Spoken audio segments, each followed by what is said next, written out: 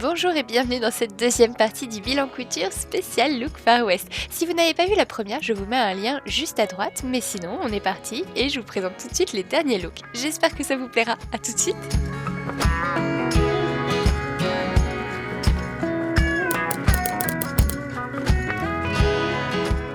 Ça y est, on y est, on va parler de la robe Antoinette mais dans sa globalité.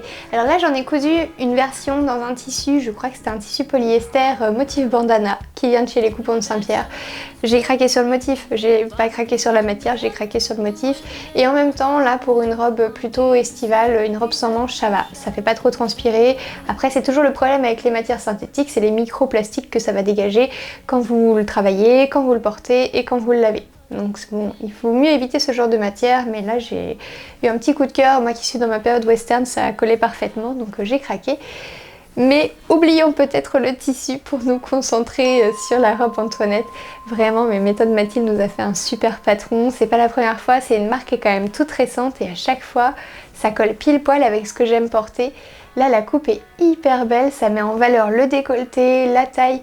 Alors j'ai une taille plutôt fine mais quand bien même je trouve que le patron la flatte particulièrement, ça met vraiment le buste en valeur avec ses jolies découpes et le bas je l'adore, c'est vraiment ma version de jupe que je préfère, je trouve que ça allonge les jambes, le fait d'avoir le volant en bas c'est super joli et ça a quand même une belle ampleur du coup quand on tourne sans utiliser non plus trop de tissu.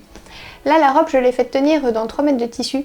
Pareil d'ailleurs pour la marron côtelée, je vous en avais pas parlé mais ça tient pile poil dans 3 mètres.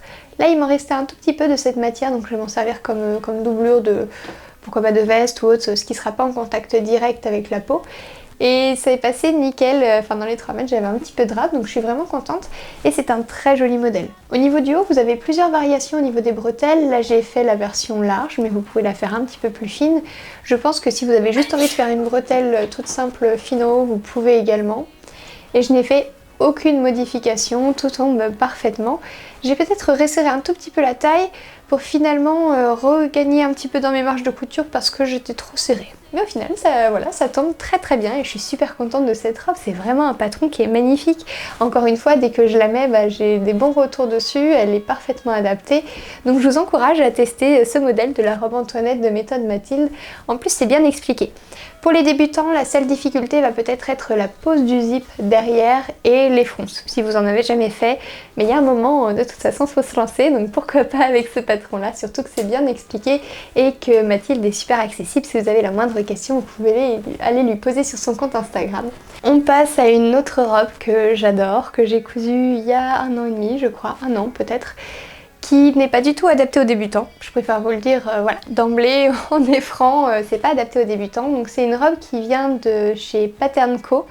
Alors je sais pas si ça se prononce Pattern Co Pattern ou Co Pattern Co, enfin voilà, j'ai jamais su, il y a 2 comptes Instagram, je suis un petit peu perdue, mais j'adore ces patrons.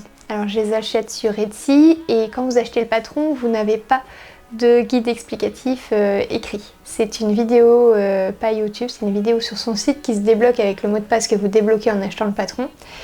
Et la première fois ça m'a refroidi. Et la première fois c'était cette robe qui est assez compliquée à monter quand on ne connaît pas ce genre de manche parce qu'à l'intérieur c'est doublé, mais doublé plus court que la manche pour pouvoir avoir cet effet bouffant.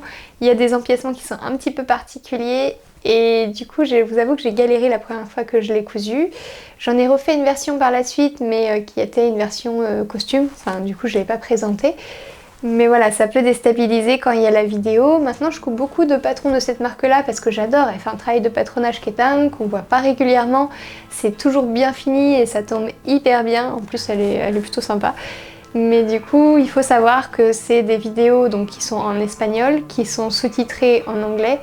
Et parfois sur les vidéos, moi je sais pas vous, mais moi j'ai besoin d'avoir le texte écrit en fait pour essayer de comprendre et parfois le support vidéo quand je comprends pas le texte, mais je trouve que sans texte c'est hyper contraignant, t'es obligé de suivre la vidéo au rythme de la personne, quand t'avances tu loupes un détail et des fois tu vois pas bien, parce que les prises de vue sont pas toujours hyper astucieuses quoi, donc ça peut être parfois compliqué à suivre, donc à réserver une fois que vous aurez un petit peu de bouteille en couture pour pas vous arracher les cheveux, mais au-delà de tout ça, on peut parler de la beauté de cette robe, je trouve qu'elle est vraiment magnifique, elle a un super rendu. Je l'ai portée 2 fois à 2 mariages Et ouais, j'ai eu pareil beaucoup de compliments dessus. En plus, le tissu est juste sublime. Donc on revient sur le tissu McElroy. Je sais plus comment il s'appelait, Snake quelque chose, parce qu'il y a des serpents bleus. Je sais pas si vous l'avez vu en incrustation.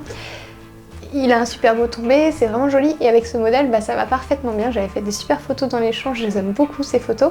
J'ai pas fait de modification de mémoire sur cette robe. J'avais peut-être un petit peu resserré la taille, mais c'est encore un peu trop grand. Donc ce que j'ai fait, c'est que j'ai mis un ruban gros grain à l'intérieur. C'est ce qu'on fait en haute couture.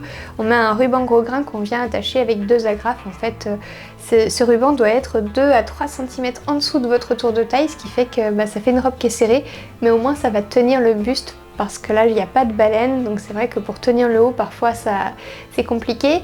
J'avais entoilé avec un entoilage assez fort à l'intérieur la doublure, mais vraiment si vous pouvez utiliser un tissu qui a lui-même une très bonne tenue sur le devant, ça vous aidera, et faire la robe un tout petit peu plus serrée. Certes on n'est pas hyper à l'aise, d'ailleurs c'est une robe avec laquelle on peut pas trop lever les bras, donc évitez d'aller jouer au volleyball avec. Mais ça reste une robe hyper élégante, donc c'est vrai que des fois il faut parfois sacrifier un petit peu le confort. Alors je le fais moins maintenant, mais savoir sacrifier le confort pour le rendu, voilà, c'est toujours des petits compromis à trouver. En tout cas elle a vraiment une super forme, elle est super jolie. Je pense que je vais en faire d'autres versions, j'en ai fait des versions sans les manches je crois de souvenir, mais je sais plus ce que j'en ai fait. Donc peut-être que j'en referai d'autres. En tout cas Pattern Co, je valide, moi je trouve ça trop beau et j'adore tous ces patrons. Elle fait beaucoup de cosplay aussi, donc si vous avez envie d'avoir des patrons qui seront adaptés à vos cosplays. Cosplay, je le rappelle, c'est quand on va se costumer dans un personnage de la manière d'un personnage qu'on aime bien dans le jeu vidéo, le manga, c'est souvent inspiré des mangas d'ailleurs. Mais voilà, tout cet univers-là se retrouve dans ces créations et il y a des coupes qui sont incroyables. Du coup, je vous présente une dernière tenue parce que je commence à être un petit peu fatiguée et à avoir un peu chaud. C'est encore un patron de chez Pattern Co pour le haut et là beaucoup plus abordable. Donc si vous voulez tester Pattern Co, vous pouvez commencer avec une pièce plus simple.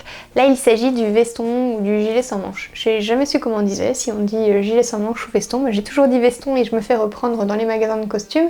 Du coup on va dire peut-être gilet sans manches, Gilbert. En tout cas il s'appelle Gilbert de Pattern Co.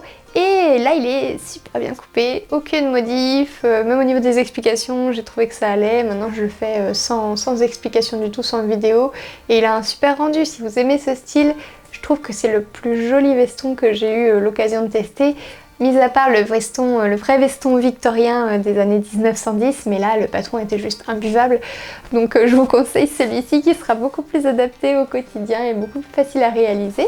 Et je l'ai fait dans un tissu, donc le même tissu que le pantalon, sauf que je me suis trompée, je l'ai pris dans le mauvais sens, donc il y a une légère différence de couleur.